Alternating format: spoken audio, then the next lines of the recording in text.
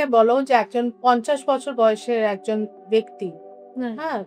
তার হয়তো সে ডায়াবেটিক, তার ট্রাইগ্লিসারাইডস আছে এবং তার ট্রায়াঙ্গুলার ওবেসিটি আছে। মানে তার ভুঁড়ি আছে। সেই ট্রায়াঙ্গুলার ওবেসিটি আছে। এরম কন্ডিশন লোকেদেরকে তুমি কিরম ধরনের ডায়েট দেবে? বা কিরম ধরনের ডায়েট তুমি সাজেস্ট করবে? ডিরেঞ্জড লিপিড প্রোফাইল খুব বেড়ে গেছে। আর সবথেকে যেটা চিন্তার ব্যাপার যে ট্রাইগ্লিসারাইডটা বেশি আর এইচডিএল যেটাকে আমরা ভালো কোলেস্টেরল বলি সেটা কম।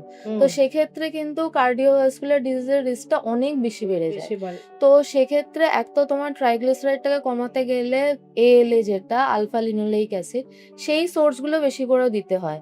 সেটাতে কি হয় যে তোমার ট্রাইগ্লিসারাইডও কমবে তার সাথে কিন্তু তোমার এইচডিএল, এলডিএল পুরোটাই কমে। তো এএলএ সোর্সগুলো ফ্ল্যাক্সিড বা চিয়া সিড এগুলো না ক্যানোলা অয়েল আমাদের এখানে অ্যাভেলেবেল না, কিন্তু আমাদের এখানে যেগুলো অ্যাভেলেবেল সেগুলো থেকে নেওয়া যেতে পারে। সয়াবিন অয়েল আমাদের এখানে ওয়াইডলি অ্যাভেলেবেল আর খুব ভালো সোর্স এএল এর। কিন্তু আর অ্যাট দ্য সেম টাইম তোমাকে এইচডিএল লেভেলটাকেও রেজ রাখতে হবে। সেটার জন্য আবার তোমাকে মিউফা মানে মোনো আনস্যাচুরেটেড ফ্যাটি অ্যাসিডটা কনজিউম করতে হবে। মোনো আনস্যাচুরেটেড ফ্যাটি অ্যাসিড যেমন অলিভ অয়েলে অ্যাভেলেবেল আছে।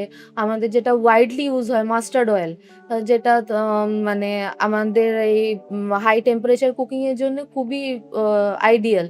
তো সেইগুলোকে ইনকর্পোরেট করাটা দরকার হয়।